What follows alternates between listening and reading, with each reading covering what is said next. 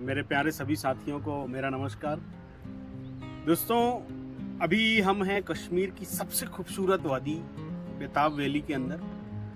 आप बेताब वैली को मैं चारों तरफ से ज़रूर एक बार दिखाना चाहूँगा। कुछ बताने से पहले कुछ शानदार बातें जो मेरे मन में आई, जो मेरे जहन में आई। अगर आप डायरेक्ट सेलर हैं, अगर आप जी जान से इस डायरेक्ट सेलिंग इंडस्ट्री को बिल्ड कर रहे हैं, इस इंडस्ट्री में एक बड़ा एम्पायर खड़ा कर रहे हैं, लगातार कंसिस्टेंट अगर आप आगे बढ़ना चाहते हैं, तो एक बहुत शानदार बात यहाँ आके मुझे जो समझ में आई, जो मेरे जहन में आया, वो बात मैं आपसे शेयर करना चाहूँगा। दोस्त, हम पहाड़ के ऊपर चढ़ रहे थे तो हमने क्या देखा कि जितनी ऊंचाई आपको जाना है, आपको उतना ही ज़्यादा झुकना पड़ता है, आपको नरम बनना पड़ता है, आपको फ्लेक्सिबल होना पड़ता है। दोस्त, डायरेक्ट सेलिंग इंडस्ट्री के अंदर जब हम आते हैं, जब हम अपना बिजनेस बिल्ड करना शुरू करते हैं, 2, 4, 10, 20, 50, 100, 200, 500, 1000 लोगों की जब टीम आनी शुरू होती है, तो दोस्त जब टीम आती है, जब पैसा आता है ना, तो प्रॉब्लम्स आते हैं, कॉन्फ्लिक्ट्स आते हैं, समस्याएं आती हैं, डाउट्स आता है लोगों के मन में। छोटी छोटी बातों को लेकर लोग फंस जाते हैं, फिर उनका बिजनेस वहीं रुक जाता है, स्टक हो जाता है। फिर हमको समझ में नहीं आता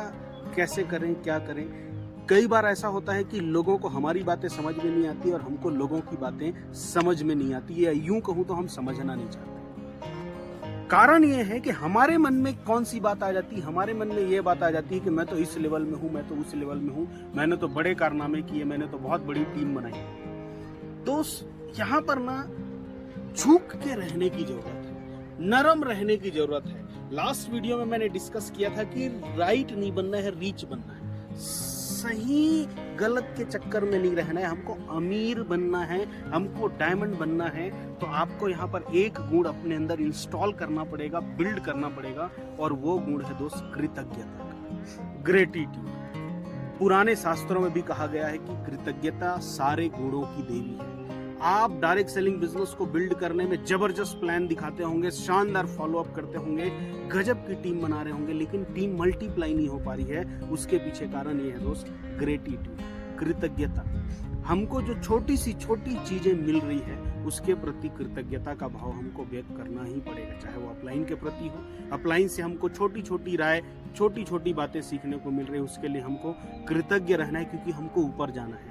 टीम के लोग जो शानदार मेहनत कर रहे हैं हमारे साथ मिलके, उनको गलत साबित नहीं करना है, खुद को सही साबित नहीं करना है, बल्कि उनको भी अमीर बनने की प्रेरणा देनी है और खुद अमीरी की तरफ जाना है। एक छोटा सा स्टोरी मैं आपसे शेयर करूंगा। एक बार की बात है, एक छोटा सा बच्चा रहता है और उसकी माँ रहती है। उसकी माँ क्या करती है, दूध निकालते हैं और दूध में जामुन डाल के उसको जमाते हैं, दही बनाते हैं। तो क्या होता है कि वो छोटा बच्चा प्रोसेस देख रहा होता है कि उसकी मम्मी दूध में जामुन डालती है और जामुन डाल के उसको लटकाते हुए एक बात बोलती है कि हे प्रभु, ऐसी कृपा बरसाइए कि सुबह तक ये दूध दही में बदल जाए। तो 1 दिन चला, 2 दिन चला, 4 दिन चला। तो जो छोटा बच्चा था उसको समझ में नहीं आ रहा था कि यार अब ये दूध जम क्यों रहा है, उसमें जामुन डाला जा रहा है इसलिए जम रहा है, या फिर ऊपर वाला इसको जमा रहा है। एक दिन रहा नहीं जाता, तो बच्चा अपनी माँ से पूछ ही डालता है कि माँ एक बात बताओ, दूध को जामुन जमाता है या भगवान जमाता है? और अगर जामुन जमाता है तो भगवान से प्रार्थना तुम क्यों करती हो, भगवान से तुम आह्वान क्यों करती हो, और अगर भगवान जमाता है तो तुम जामुन क्यों डालते हो?